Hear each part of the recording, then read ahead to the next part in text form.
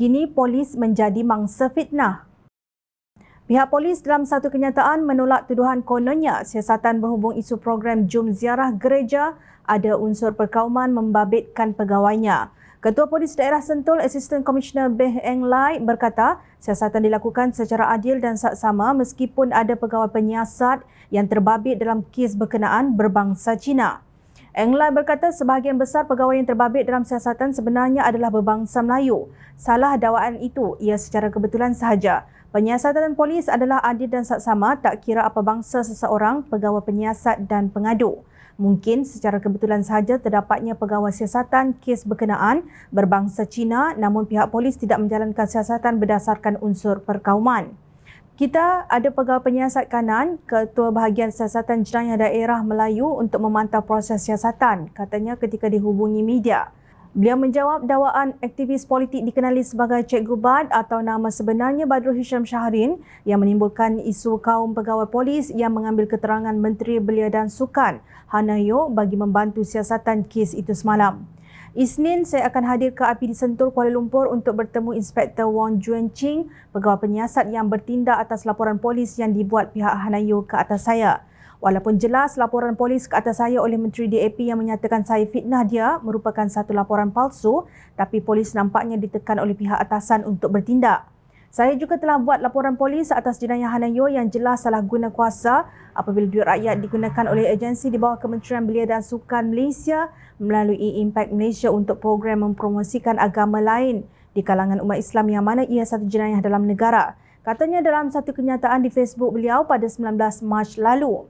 Cikgu Bad juga dengan biadab telah menuduh Perdana Menteri Datuk Seri Anwar Ibrahim yang katanya mengamalkan pluralisme dan liberalisme melampau, muncul membela Menteri DAP dengan menipu dan mengalih isu, menuduh ada pihak hilang kuasa, cetus ketegangan agama dan kaum dengan bayar orang miskin untuk buat huru-hara. Beliau juga turut mendakwa di depan media di luar Ibu Pejabat Polis Daerah IPD Sentul konon wujud konspirasi untuk melindungi menteri terbabit dalam kes berkenaan. Beliau juga mengaitkan bangsa pegawai polis yang mengambil keterangan dalam kes berkenaan. Malangnya laporan polis saya ke atas Hana Yeoh tidak disiasat, Inspektor Ragu yang sepatutnya menjadi pegawai penyiasat laporan polis saya telah memaklumkan bahawa dia tidak boleh siasat. Sepatutnya dia memanggil Hana Yeoh kerana kes itu kononnya diambil oleh Bukit Aman secara terus. Polis Sentul pula di bawah tekanan atasan sudah 2 hari keluar kenyataan bagi memburukkan imej saya. Konon saya fitnah walaupun hakikat sebenar laporan pihak Hana Yeoh ialah laporan palsu dan menipu dalam penafiannya. Malah dia cuba berlakon sebagai mangsa. Dakwanya dengan niat membangkitkan isu perkauman di kalangan pegawai polis. Dalam perkembangan berkaitan, Eng Lai berkata pihaknya dalam proses melengkapkan kertas siasatan kes berkenaan untuk dirujuk kepada Timbalan Pendakwa Raya. Setakat ini, kertas siasatan di peringkat akhir penelitian sebelum diserahkan kepada pejabat pendakwa raya untuk tindakan susulan. Secara keseluruhan, pihak polis memanggil 5 saksi untuk mendapatkan keterangan bagi membantu siasatan, katanya. Sebenarnya, siapa yang berlakon kononnya menjadi mangsa, Hana Yeoh atau Cikgu Bad. Kononnya dengan nada sedih dan meraih sokongan simpati, beliau menulis skrip begini.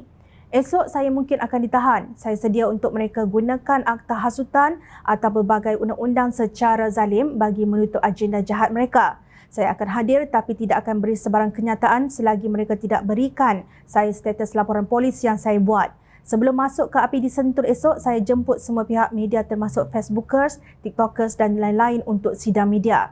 Saya akan hadir tanpa peguam esok. Saya akan hadap dan sedia untuk segalanya, sedar dalam rejim campuran ini mempertahankan hak agama bangsa dan tanah air sangat mahal harganya, katanya konon menjadi mangsa. Hebat plot twist Cikgu Bad daripada sedap membuat fitnah kepada menteri, kini diubah kononnya dia pula menjadi mangsa. Agaknya beliau fikir rakyat Malaysia ini bodoh. Jangan risau, kita serahkan kepada pihak polis yang jauh lebih pakar untuk membuat siasatan. Tapi agak kecewa apabila ramai antara aktivis politik yang dilihat sekarang ini sudah tidak punya kerja dan pendapatan. Akhirnya merempat dan memfitnah sana-sini kerana ketagihan perhatian. Tidak cukup dengan menteri, kini pihak polis pula difitnah kononnya mengamalkan perkauman dalam menjalankan tugasan.